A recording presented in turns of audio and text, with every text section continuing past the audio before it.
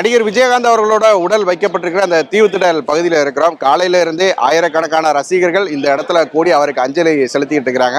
இந்த இடமே பார்த்தோன்னா ஒரு பெரிய உணர்ச்சி மிக இடமா தான் வந்து இருக்குது. ஏன்னா ஒவ்வொரு ரசிகருமே விஜயகாந்த் அவர்களை பத்தி அவ்வளவு நெகிழ்ச்சியா அவ்வளவு வருத்தப்பட்டு தங்களோட அந்த அழுகையும் கண்ணீரையும் சோகத்தையும் வந்து வெளிப்படுத்திக்கிட்டு இருக்காங்க. இன்னைக்கு காலையில ஒரு 4-4:30 மணிக்கெல்லாமே வந்து அந்த தேமுதிக கட்சி அலுவலகத்துல இருந்து விஜயகாந்த் அவர்களோட உடலை அங்கிருந்து கொண்டு வந்து இங்க ஒரு 5:45 மணிக்கு அவரோட உடலை வந்து பொதுமக்களோட அஞ்சலிக்காக வச்சிருந்தாங்க. ஸோ இந்த தீவுத்திடலை பொறுத்த வரைக்கும் பார்த்தோம்னா வந்து நேற்று நைட் அறிவிப்பு வெளியானதுல இருந்தே வந்து ரசிகர்கள் இந்த பகுதியிலையுமே வந்து கூட ஆரம்பிச்சிட்டாங்க. நம்ம காலையில அதிகாலையில வந்தப்போ விஜயகாந்த் அவரோட உடல் வந்து சேர்ந்திருக்கவே இல்லை. அப்பவே பார்த்தோன்னா வெளியில இந்த ரோடு ஃபுல்லாவே வந்து ஆயிரக்கணக்கான ரசிகர்கள் வந்து கூடி நின்னாங்க. ஸோ விஜயகாந்த் அவரோட உடல் வந்து 5:45 மணிக்கு இந்த இடத்துக்கு கொண்டு வரப்பட்டதுக்கு அப்புறம் 6:30 மணியிலிருந்து தான் வந்து ரசிகர்களும் பொதுமக்களும் வந்து உள்ள அனுமதிக்கப்பட்டாங்க. உள்ள ஒரு பெரிய நீண்ட வரிசையில வந்து அனுப்பி நீட்டா வந்து இந்த ஏற்பாடுகளை வந்து செஞ்சிருக்கிறாங்க. பொதுமக்களும் பார்த்தோன்னா அந்த விஜயகாந்த் அவர்களோட உடலுக்கு ஒரு முன்பக்கமா ஒரு 5 அடி தூரத்துல இருந்து அவரோட உடலை பார்க்குற மாதிரியான ஏற்பாடுகள் வந்து செய்யப்பட்டிருக்கு. ஸோ விஜயகாந்த் அவர்களை பத்தி இங்க அஞ்சலி செலுத்துறதுக்குமே நிறைய நடிகர்கள் நிறைய அரசியல் தலைவர்கள் எல்லாமே வந்து பேசிக்கிட்டு இருக்கிறாங்க. இந்த இடமே பார்த்தோம்னா வந்து நட்சத்திரங்கள்னாலையும் பொதுமக்கள்னாலையும் ரசிகர்களாலையும் பார்த்தோன்னா ஒரு நெகிழ்ச்சி மிக்க இடமாவே வந்து மாறி போயிருக்கு. கேப்டன் தாலி எடுத்து கொடுத்தாரு எனக்கு. நான் கேப்டனோட எஸ்கார்டா இருந்தேன் 15 வருஷம் எஸ்கார்டா இருந்தேன். அந்த கருப்பு ட்ரெஸ் போட்டுட்டு இருந்தேன். அவர் தான் சொன்னாரு, போடா 16 போடா உனக்கு 1.5 செலவு போட்டு தரேன்னு சொன்னாரு. அதுக்காக 1.5 செலவு போட்டு கொடுத்து இப்படி ஒரு தலைவர் இனிமேல் கிடைப்பாரா? இங்க கிடைக்காது. கொடுத்து எம்பூரப்ப அண்ணா உனக்கு இருக்க குறிச்சி செஞ்சு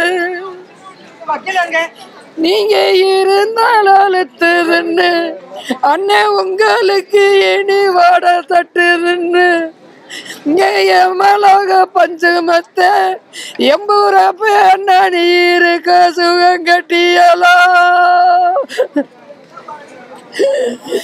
பத்து பவன் கொடுத்து எம்பூரப்ப அண்ணா உங்களுக்கு படுக்க குறிச்சி செஞ்சோம்.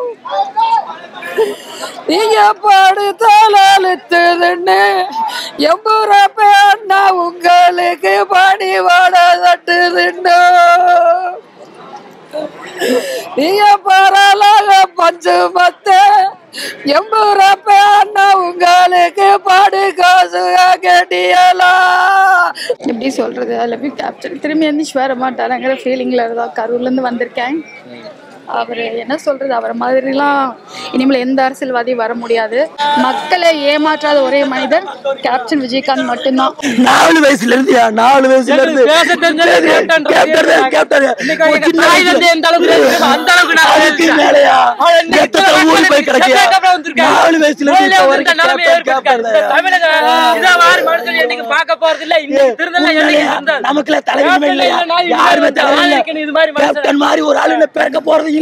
சேதுபதி ஐபிஎஸ் படம் நடிச்சார்.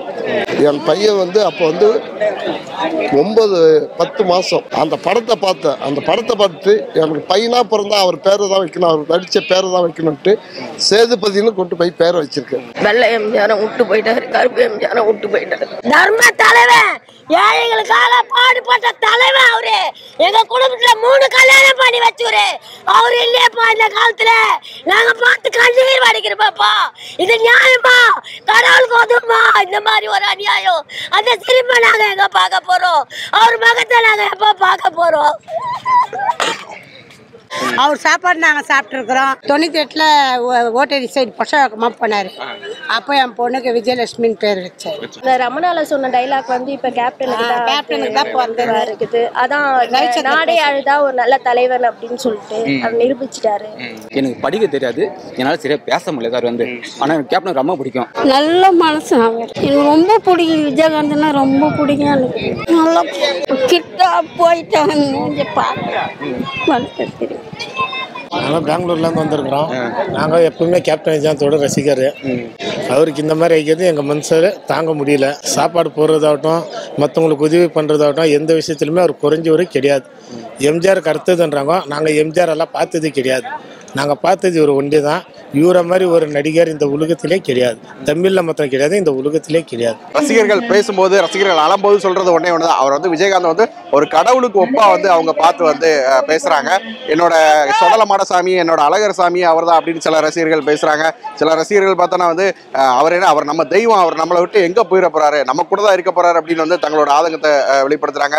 சில ரசிகர்கள் இன்னும் பார்த்தோன்னா என் உயிரை எடுத்துட்டு என் தலைமை உயிரை திரும்ப கொடுத்துறியா கடவுளே அப்படின்னு சொல்லிட்டு ரொம்ப தங்களோட மனம் வெதும்பி வந்து தங்களோட தலைவருக்கு வந்து அவங்க வந்து ஒரு தங்களோட ஆழ்ந்த இரங்கல்களை வந்து தெரியப்படுத்திக்கிட்டு வந்து இருக்கிறாங்க. மத்தியானம் 1 மணிக்கு இங்க இருந்து அவரோட உடல் வந்து எடுத்துக்கொண்டப்பட்டு அந்த கோயம்பேடு கட்சி அலுவலகத்துக்கே வந்து கொண்டு போகப்படுது. அங்க சாயங்காலம் 4:40 மணிக்கு மேல வந்து அவரோட இறுதி சடங்கு நிகழ்வுகள் வந்து நடக்க இருக்கு.